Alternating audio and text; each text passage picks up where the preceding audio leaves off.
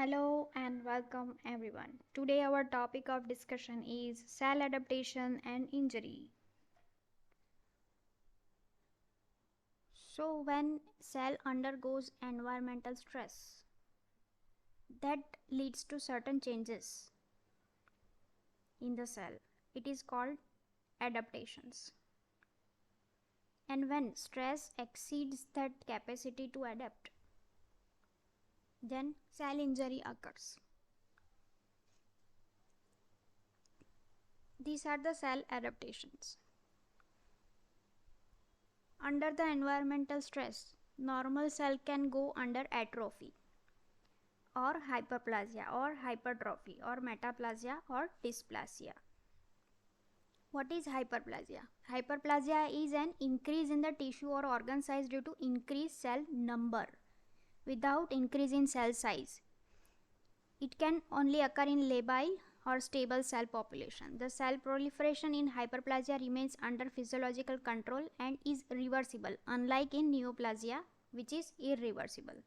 Examples are proliferation of glands in breast in puberty and pregnancy, compensatory hyperplasia when portion of liver is resected, endometrial proliferation under influence of estrogen during menstrual cycle, thyroid goiter in response to iodine deficiency, epidermal thickening in eczema, and benign prostatic hyperplasia. All these are examples of hyperplasia.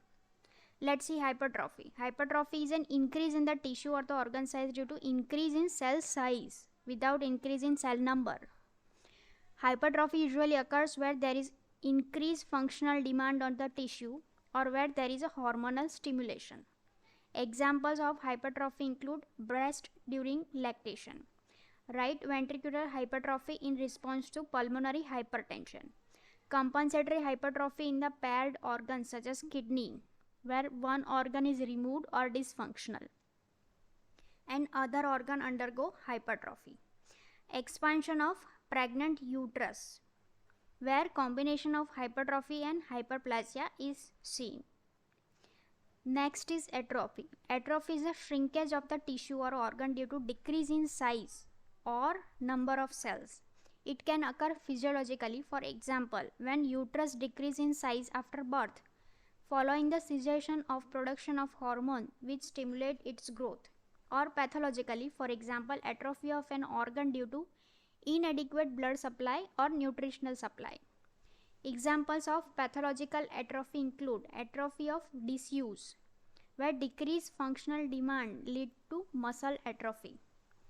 This is normally reversible with activity. Denervation atrophy, where loss of innervation lead to muscle atrophy.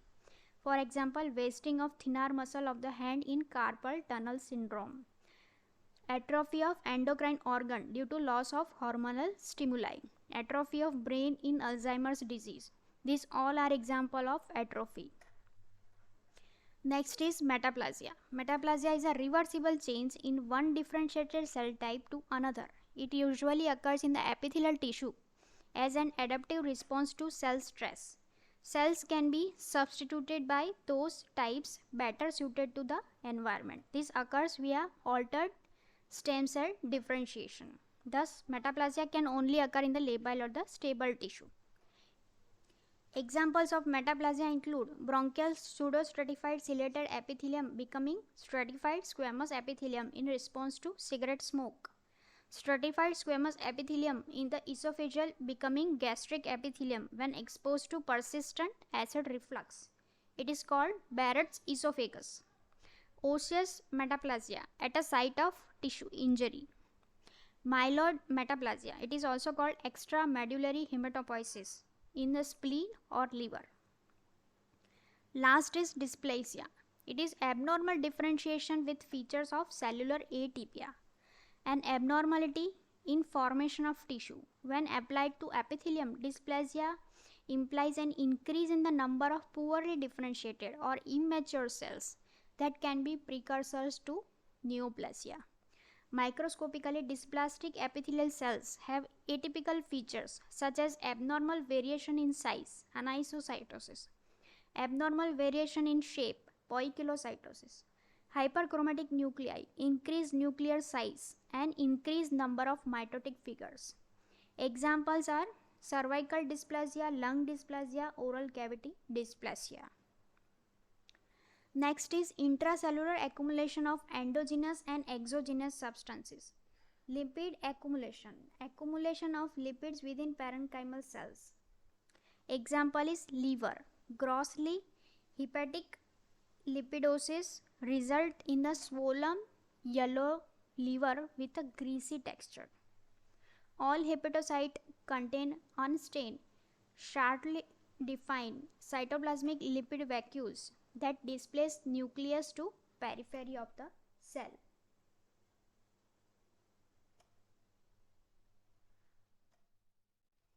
This is the beautiful picture showing cell adaptation by using blueberries, which I came across scrolling the Twitter. The credit goes here, Path for People, J. Huang. Now let's learn injury. What are the trigger of the cell injury? They are hypoxia, ischemia, chemical agents, physical agents, infection, immunological reaction, genetic defects, nutritional defects, aging. All are triggers for the cell injury. It can be reversible or irreversible. The changes of reversible are swelling of the cell cytoplasm with vacuolation, mitochondrial swelling, fatty change, plasma membrane, blabbing, etc. Irreversible changes are of four types: necrosis, autolysis, heterolysis, and apoptosis.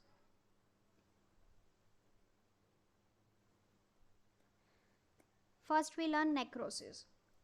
Irreversible cell injury and eventual cell death due to pathological processes are termed as necrosis. First is coagulative necrosis. Ischemia in the most organ except brain can lead to coagulative necrosis. In this type of necrosis, the cell architecture remains preserved. Under microscope, the cells appear anucleate eosinophilic with preserved structure. Eventually, the dead cells are cleared by phagocytosis and leukocytes. Second is caseous necrosis. The term caseous means cheese-like, which refers to whitish appearance of the necrotic area. This necrosis takes place in the tuberculous infection, and the necrotic area is referred to as granuloma. Third is liquefactive necrosis. The morphology is most commonly observed in the central nervous system. The dying cells are digested by hydrolytic enzymes and hence lose their structural integrity and turn into the viscous mass. This morphology also occurs in the most bacterial infection, and the accumulation of such necrotic material is called pus. Fourth is gangrenous necrosis. This is not a morphological pattern but rather a clinical term for ischemic necrosis of limbs.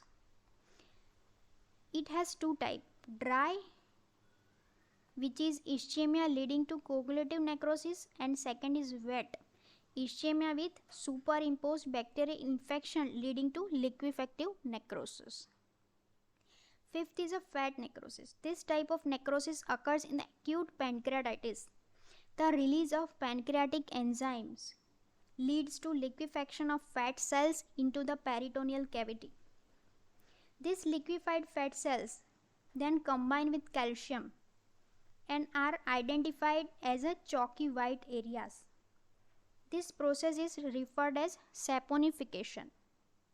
Under a microscope, this is visible as basophilic calcium deposits on outline of necrotic fat cells. Fat necrosis also occurs in the breast tissue due to the fat saponification. And the sixth type of the necrosis is fibrinoid necrosis. And this type of necrosis occurs in the blood vessel due to the deposition of immune complex in the blood vessel wall, leading to leakage of fibrin. This observed staining appears as a bright pink amorphous material. Let's learn apoptosis. Apoptosis is an ATP dependent, enzyme mediated, genetically programmed death of cells that are no longer needed or are a threat to organism. Apoptosis results when the cytoskeleton and the DNA break down, and both are mediated by caseous. There are two pathways for apoptosis. First is extrinsic pathway and second is intrinsic pathway. In the extrinsic pathway, it is triggered when the cell receives the death signal from the other cells. The extrinsic pathway is receptor linked and the ligand from the other cell bind to this death receptor on the cell surface, leading to activation of apoptosis. This involves the following cell surface receptor and respective ligands, ultimately leading to activation of caspase 8. The receptors are CD95 and TNFR. The next is intrinsic pathway. It is activated when the cell is stressed from inside due to an array of factors like DNA damage from the X-ray exposure or UV light exposure, chemotherapeutic agents, hypoxia, accumulation of misfolded protein inside the cell. For example, Alzheimer's disease, Parkinson's disease, Huntington disease, and many others. When the cell is stressed, there is a leakage of cytochrome C from intermembrane space of mitochondria into cytosol, which leads to activation of caspase 9.